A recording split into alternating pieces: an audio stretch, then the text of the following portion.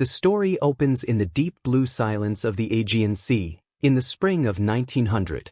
The wind howls over the island of Antikythera, a lonely speck between Crete and the Peloponnese.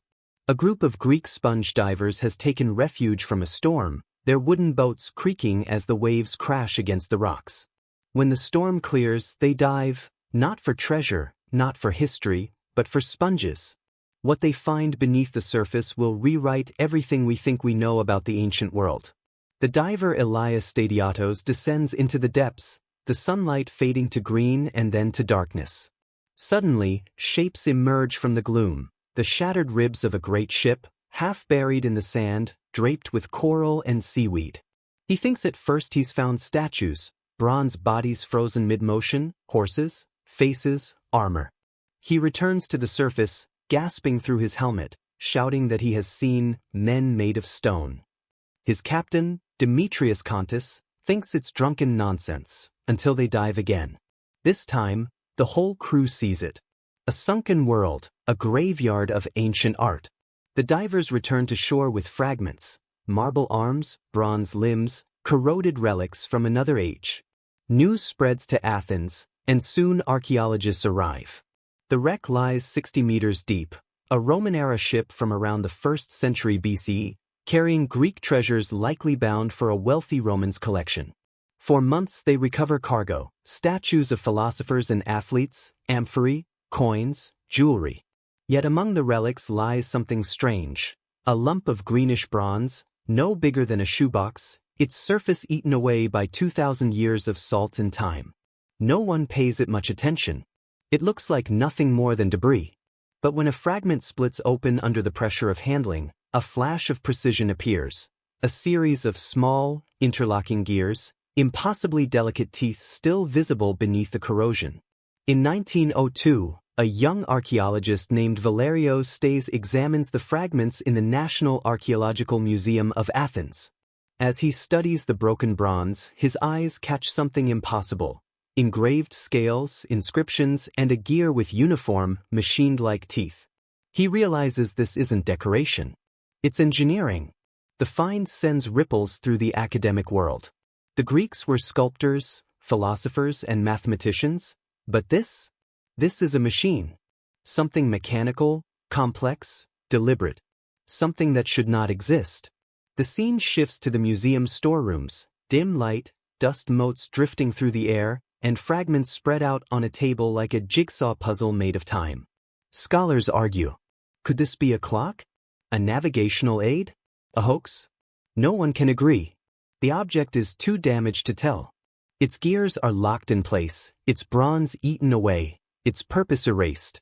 After the initial excitement, the mystery sinks into obscurity again, forgotten as the world rushes toward modern wars and new discoveries. But that corroded box, recovered from the depths by chance, carries a secret more profound than any statue or jewel. It holds evidence of a lost mastery, of minds that once saw the cosmos as something that could be measured, predicted, controlled. It hints at a civilization whose scientific reach extended far beyond what history had allowed us to believe. As the camera drifts over the waves of Antikythera, the sun sets in gold over the horizon. The voiceover lowers, almost in a whisper. It would take over 2,000 years before the world could build anything like it again. The divers never knew what they had brought up. They thought they had found remnants of a fallen empire. In truth, they had lifted the ghost of genius itself. The mystery of the Antikythera mechanism, the Greek machine that shouldn't have existed, had just begun. For decades, the strange corroded fragments from the Antikythera shipwreck sat quietly in the storerooms of the National Archaeological Museum in Athens. Dust gathered on the boxes, and curators listed them simply as mechanical remains. Scholars moved on to more glamorous finds, statues, jewelry, pottery, the things that fit their idea of what ancient Greece was.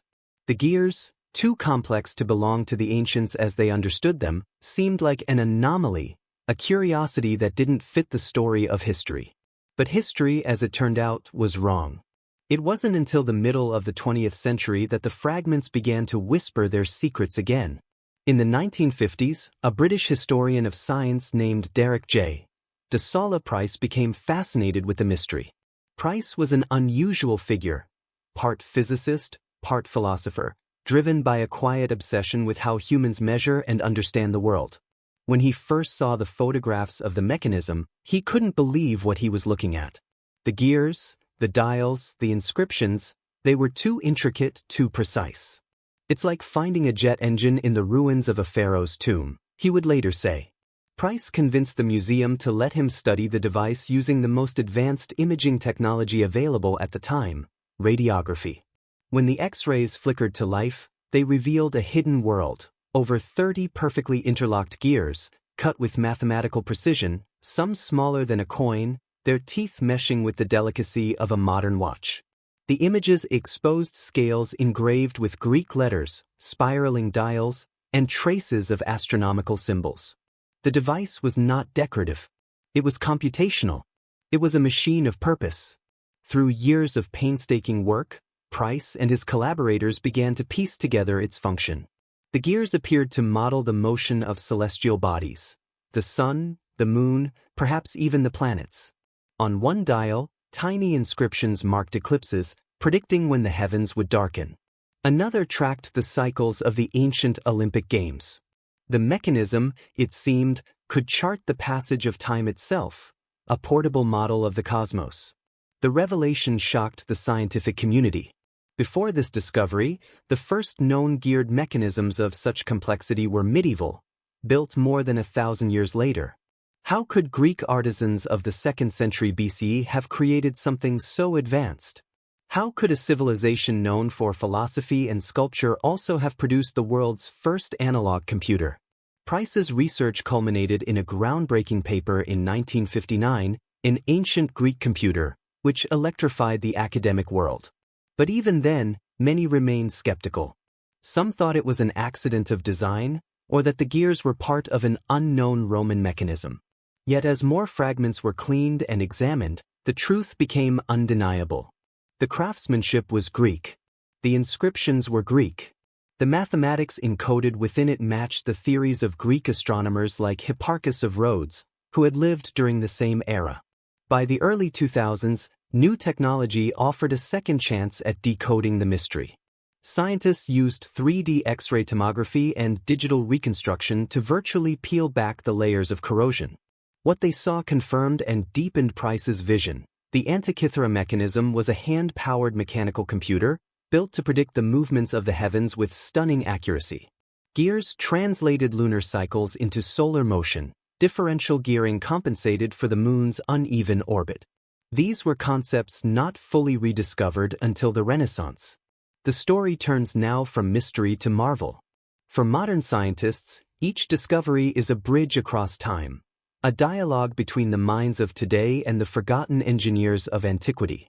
There is a quiet poetry in the fragments, the gear teeth still fitting perfectly after 2,000 years, the inscriptions still legible under layers of decay. The machine was not a myth, not an accident, but proof that the ancient Greeks had reached a level of mechanical and astronomical understanding that history had erased. In this moment of revelation, the emotional tone shifts from disbelief to awe. The rusty gears become symbols of human curiosity, of our drive to understand the heavens and our place within them. Every rotation of a reconstructed gear seems to echo across the centuries, whispering that genius is never truly lost, only buried. But one question remains, and it burns at the heart of the mystery. Who built it? Somewhere in the Mediterranean, over 2,000 years ago, a workshop existed where bronze, mathematics, and starlight came together. A mind, or perhaps a team of minds, designed this impossible device. To understand them, and the world that made them possible, we must travel back in time to the age that forged the Antikythera mechanism. The world of the Hellenistic Greeks, an era of conquest, invention, and intellectual fire, awaits. The pharaoh's holy wars swept across the lands beyond the Nile like storms guided by divine wrath. By the 3rd year of his reign, the armies of Egypt had become more than soldiers. They were instruments of heaven's will, forged in ritual and bound by faith. Every campaign began with days of sacred preparation. Priests marched alongside the army, reciting hymns to Ammonius Ra and Montu, the god of war, while incense smoke curled into the desert sky.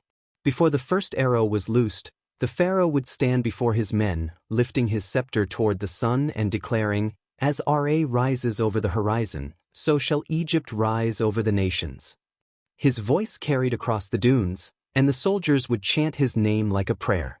To his followers, he was the living bridge between man and the divine. His chariot was a mobile altar, gilded with gold and carved with images of the gods who rode with him into battle. The walls of Thebes would later record his campaigns in endless reliefs, him charging forward, the enemy scattering before his divine fury, arrows darkening the sky. But behind those immortalized images lay the brutal reality of conquest. Cities were burned, their inhabitants enslaved or sacrificed in the name of divine balance. When an enemy city fell, priests performed blood rituals over its gates, declaring that Ma'at had been restored through purification by fire. The pharaoh's tactics were as ruthless as they were inspired. He used speed and deception as sacred weapons. Egyptian chariots, swift and maneuverable, struck like lightning across open plains. Scouts reported that enemy soldiers often fled at the sight of the pharaoh's banners, convinced that they faced not men but divine spirits. Even when outnumbered, his armies fought with the conviction that death in battle meant eternal reward. This belief made them unstoppable, but it also blinded them to reason. The pharaoh's generals, though brilliant, began to fear his growing obsession. Every campaign grew riskier, every victory more desperate. He was no longer satisfied with expanding Egypt's borders. He wanted to rewrite the world's order. In Canaan, he met the fiercest resistance yet. The fortified city-states there had learned of his approach and joined forces, hoping to crush the invading tide. The pharaoh, undeterred, declared the alliance an affront to the gods. "They are the children of Isfit," he said, "the embodiment of chaos that Ma'at must destroy." His army besieged their walls for weeks, cutting off supplies and surrounding the city like a tightening noose. When hunger and fear finally broke their resolve, the pharaoh ordered no mercy. The city was razed, its rulers executed at the temple gates. To his men, it was divine justice. To history, it was annihilation disguised as faith. As his empire expanded, so too did his need for validation. The more he conquered, the more he craved signs that the gods still favored him. Omens became his compass, the shape of clouds, the cries of birds, even the flicker of torches during rituals. When one of his generals questioned the wisdom of invading further north, the pharaoh silenced him with cold fury. "The gods speak through victory," he said. "Would you silence them with fear?" From that day on, dissent was punished as blasphemy. His council became an echo chamber of fear and obedience. The pharaoh's belief in his divine mission began to evolve into something darker, a belief that he himself was the god of war incarnate. During the campaign in Syria, witnesses recorded that he entered battle unarmored, wearing only a golden crown, claiming that no weapon forged by mortals could harm a god.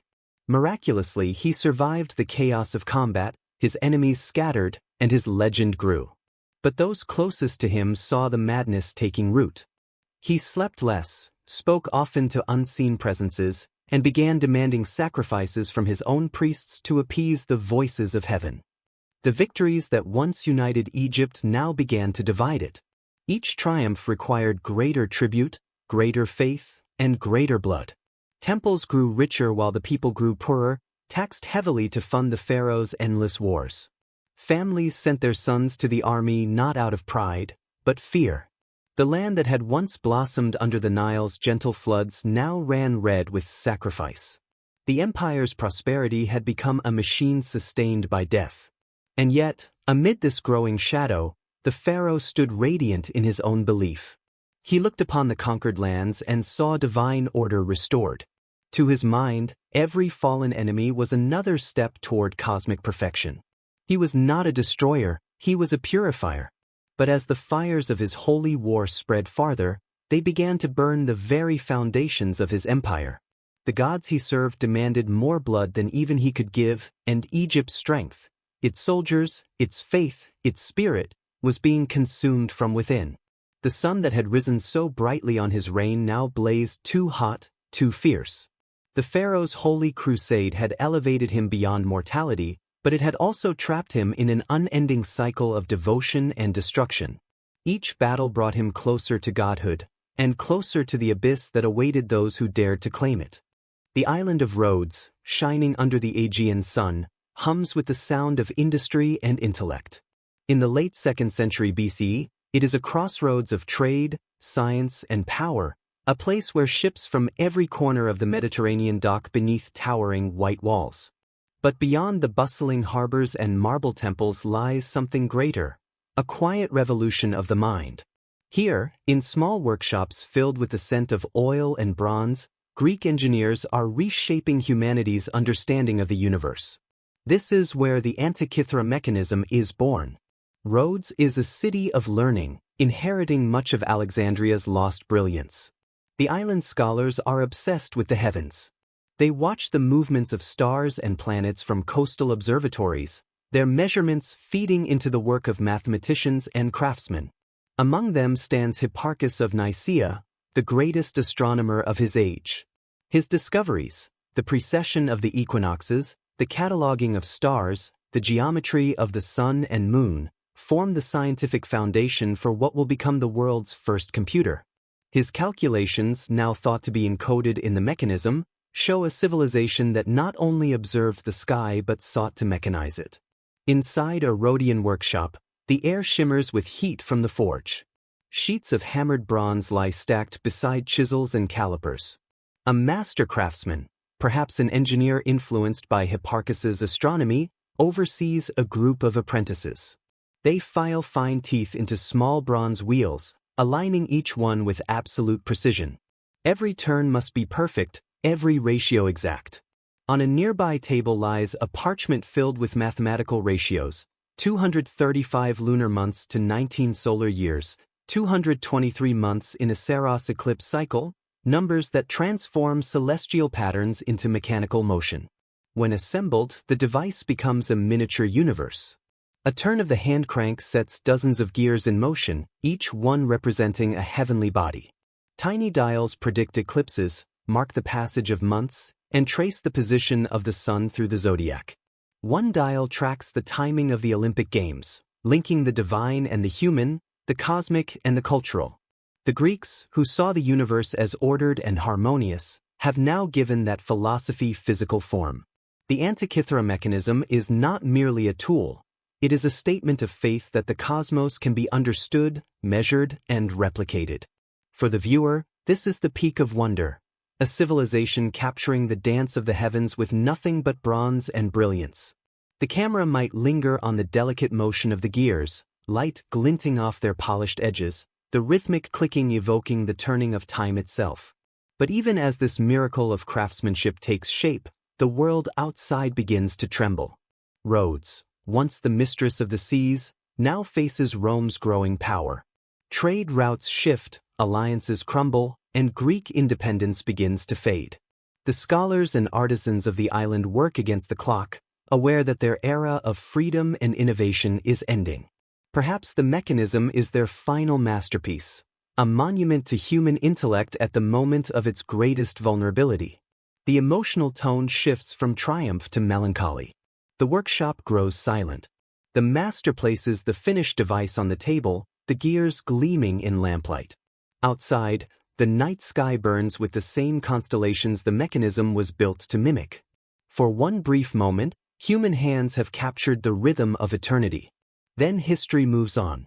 Rhodes will fall under Roman influence, its libraries scattered, its genius forgotten. But the machine, fragile, exquisite, and impossibly advanced, will survive. Loaded aboard a ship bound for Rome, it will soon meet its fate in the depths of the Aegean. The age of Greek invention ends here, in brilliance and in silence, its final creation ready to vanish beneath the waves. The Antikythera mechanism's story ends where it began, at sea. In the late 1st century BCE, a merchant vessel sets sail from the Greek islands, its cargo a treasure of statues, coins, and finely crafted objects. Hidden among them rests the bronze machine, built by minds whose world is fading. A storm rises over the Aegean. Winds howl, waves tear at the hull, and the ship smashes against the cliffs of Antikythera. The vessel sinks, its cargo scattered across the seabed, and with it, the last living fragment of Hellenistic genius disappears. What follows is silence. Greece, once the heart of invention, falls under Roman rule. The workshops close, the scholars vanish, the scrolls burn. The knowledge that built the machine, that measured the heavens in metal, dissolves into myth. Rome inherits Greek art and philosophy, but not its science. The gears that once turned like celestial bodies corrode into stillness. For nearly 2,000 years, the sea guards the secret. Above the waves, history forgets. Empires rise, faith replaces reason, and humanity loses the memory of what it once achieved. The mechanism, locked in its watery tomb, becomes both relic and prophecy, a symbol of how easily brilliance can be drowned by time. The emotional weight here is loss and awe intertwined. The Greeks reached for the stars and almost caught them, only to see their creation swallowed by the deep. The waves above Antikythera roll endlessly, concealing a treasure that the world no longer knows exists, waiting, patient and silent, for the day it will be found again. 2,000 years later, the machine awakens.